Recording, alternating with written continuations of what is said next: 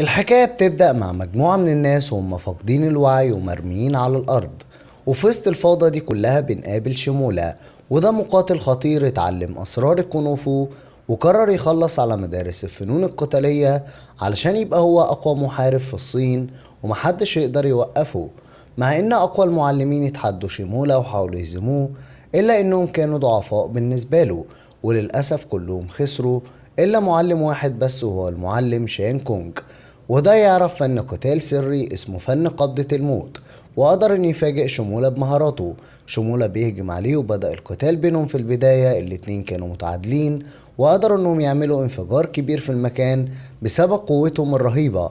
بس اول ما المعلم شان كونج اتصاب ووقع على الارض، فجأة ابنه جيانج ظهر وفضل يعيط عليه. وهنا شان كونج استغل ان شمولة لسه بيفوق من الضربة اللي اخدها، واعطى سر فن قبضة الموت لجيانج ابنه، لانه عارف ان شمولة ممكن يقتله. وفي النهاية شان كونج اخرج ابنه جيانج من المكان، وواجه شمولة بدون خوف لحد ما المكان كله اتدمر تماما. بعد كده بتنتقل بينا الأحداث 14 سنة قدام، بنلاقي في مجموعة من المجرمين دخلوا مطعم وراحوا الغرفة الرئيسية. الجماعة دي اسمها الجناح الأسود، وقالوا إنهم تابعين لشمولة المحارب الخطير، وقائدهم اسمه الذئب المجنون.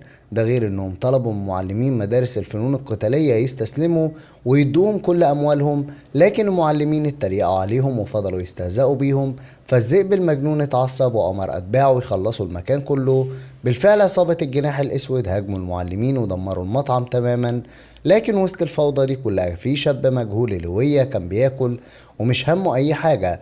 وللأسف في طفلة تاهت ما بين المقاتلين، وتمثال كبير قرب يقع عليها. وهنا في بنت شابة حاولت تنقذها لكنها فشلت وقربت تموت معاها. بس فجأة الشاب اللي كان بياكل في حاله ده ظهر ووقف التمثال بقبضة واحدة ورجعه لمكانه. الشاب ده يبقى جيانج ابن المعلم شيان كونج، وبعد ما كبر أتقن كل أسرار فن قبضة الموت. بعد كده مسك عصابة الجناح الأسود وضربهم كلهم. وبعد ما جيانج انتصر عليهم، البنت اللي أنقذها هي وأخوها شكروه ودعوه للتمرين في مدرسة والدهم لفنون القتال. البنت دي كان اسمها ليلي واخوها اسمه فونج. في الوقت ده بنعرف ان شيمولا غلب شان كونج في القتال من 14 سنة، لكن جسمه اتصاب بشدة واصبح ضعيف جدا. عشان كده سانج الوزير الخاص بيه قال له ان الطريقة الوحيدة لعلاجه هي انهم يوصلوا لابن شان كونج باي طريقة ويسحبوا قوته منه. اما جيانج وصل لمدرسة المعلم هو والد ليلي وفونج، لكنه اتفاجئ انهم اختفوا. واول ما دخل المدرسة علشان يدور عليهم ملقاش غير شخص واحد بس بيمسح الارض. طبعا جيانج استهزأ بيه وافتكره عامل نظافة، لكنه ما كانش يعرف ان هو المعلم هو والد ليلي وفونج ورئيس المدرسة. في البداية جيانج اتعصب على المعلم وهاجمه بشراسة لانه كان بيتجاهله طول الوقت. طبعا المعلم اتصداله والاتنين نزلوا ضرب في بعض. اما ليلي وفونج اتفرجوا من بعيد واستمتعوا بالقتال. وفي وسط المعركة المعلم هو اتفاجئ من قوة جيانج الرهيبة، فاستخدم فن الجرس الذهبي علشان يحمي نفسه. ومهما جيانج حاول يكسر دفاعاته باستخدام قبضة الموت، ما كانش قادر لحد ما هو غفله ورماه بره المدرسة وقفل الأبواب.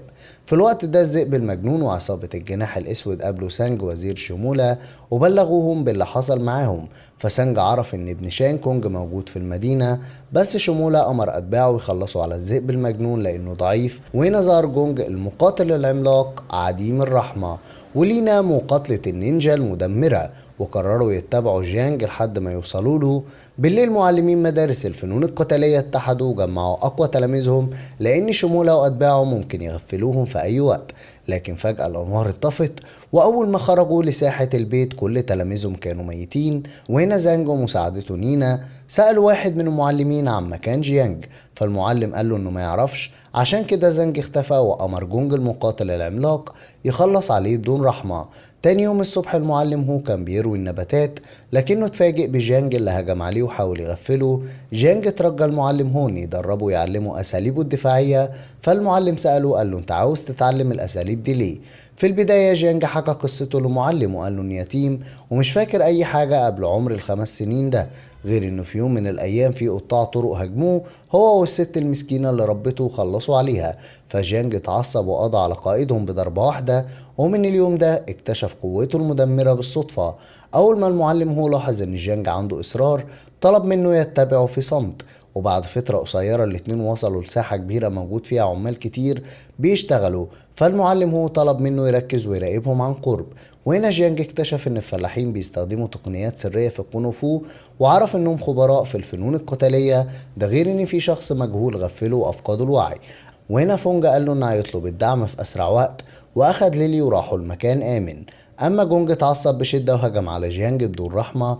في البداية جيانج اتصدى بصعوبة، بس المصيبة ان لينا مقاتلة النينجا هي كمان انضمت للمعركة وكانت هتخلص عليه، بس من حسن الحظ المعلم هو ظهر مع اتباعه ووقف نينا وجونج عند حدهم. بعد كده قال لجيانج يتفرج عليه علشان يتعلم اسراره بالفنون القتالية. المعلم هو سيطر على نينا وجونج بسهولة، وقدر ان يخلص عليهم بضربة واحدة بس وبدون اي مجهود، ده غير انه امر ليلي وفونج وجيانج يهربوا في اسرع وقت لان المكان خطر. لكن للاسف الوقت اتاخر وشمولة ظهر مع مساعده سانج. شمولة حس بالغضب لان المعلم هو قتل جونج ولينا وقرر يخلص عليه، اما ليلي وفونج سحبوا جيانج بالعافية واخرجوهم من المكان زي ما المعلم طلب منهم. وهنا بنعرف ان المعلم هو كان صاحب شان كونج والد جيانج وحارب معاه من 14 سنة بالفعل، وهو أتباعه قتلوا شمولة وجها لوجه، والأربعة استخدموا تقنيات سرية علشان يسيطروا عليه، لكنهم فشلوا وكانوا هيخسروا، فاضطر يظهروا اسلوب الاعصار المدمر وكسروا المدرسة كلها. فشمولة استهزأ بيه ووجه له ضربات مدمرة وقعته على الارض.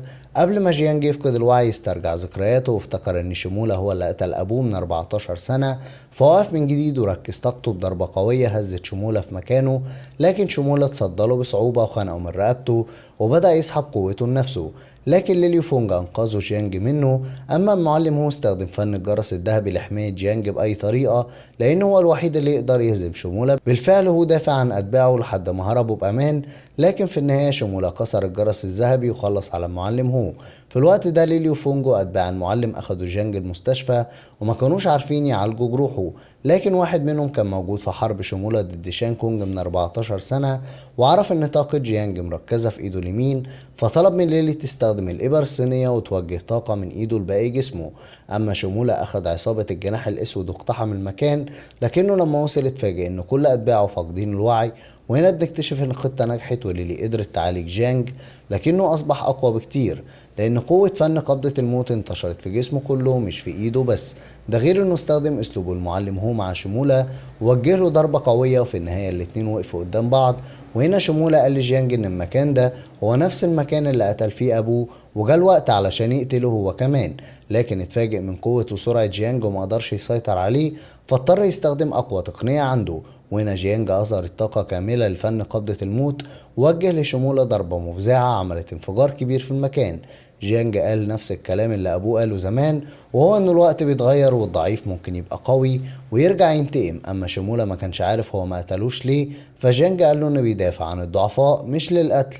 وبيخلص فيلمنا لحد هنا.